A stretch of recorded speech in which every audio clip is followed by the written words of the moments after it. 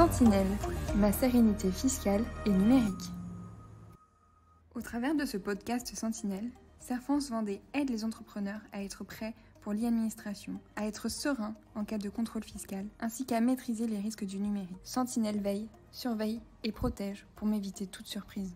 Interview de Mathieu Pilar par Céline Vayenne et Charline Musard.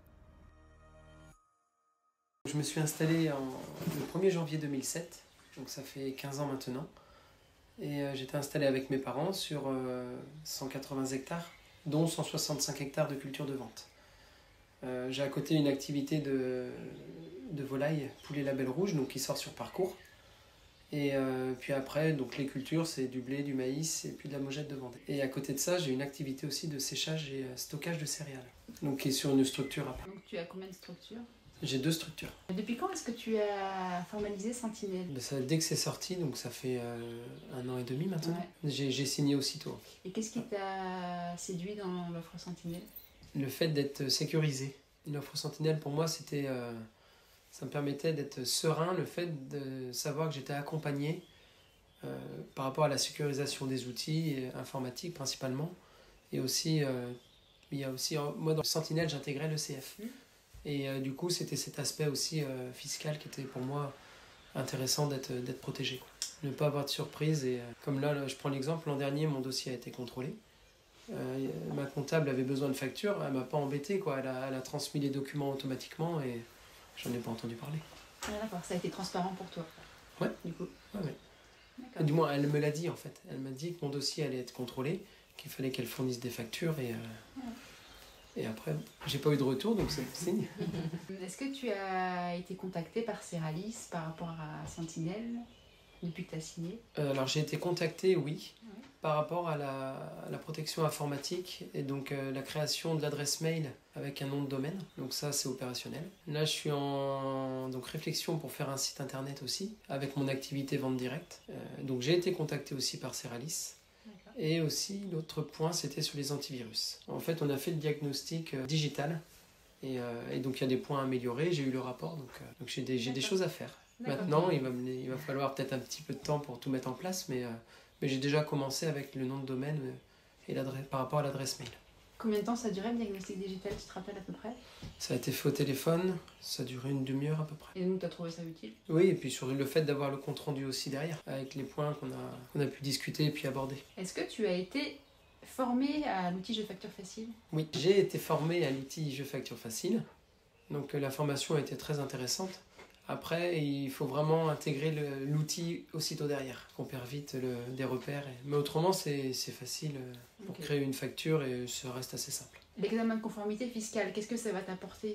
La sérénité, tout simplement. Le fait de savoir que en fait, mon dossier va être pris en charge par mon conseiller. Donc, je fournirai les pièces que mon comptable me demande, mais autrement, c'est une sécurité pour moi, le fait de me dire, je sais que si je suis contrôlé, j'ai une personne qui va pouvoir traiter mon dossier et puis ça me permet de me libérer pour faire autre chose. Par rapport à la facture électronique, est-ce que tu te sens suffisamment informé aujourd'hui ? Tu es serein par rapport à l'arrivée de la facture électronique ou c'est quelque chose qui peut te stresser un peu ?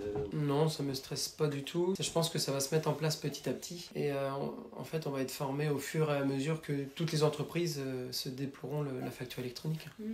On reçoit des documents là, ou même des mails par les différentes entreprises en disant qu'ils passent à la facture électronique. Et, donc pour moi, ça se fera naturellement et simplement. Et j'aime autant avoir les factures électroniques maintenant. C'est plus facile d'aller rechercher la facture pour l'envoyer au comptable quand il manque. Là, tu parles des factures numériques. Oui.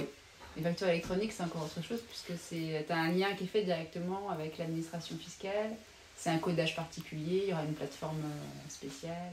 Après, ça m'inquiète pas plus que la facture numérique. Parce que derrière, on sera orienté directement sur la plateforme. J'utilise aussi Chorus. Parce que j'envoie des factures, on va dire, à des administrations. Donc, il faut l'envoyer via Chorus. Et C'est pas évident au départ, mais maintenant que j'ai compris le fonctionnement, c'est bon.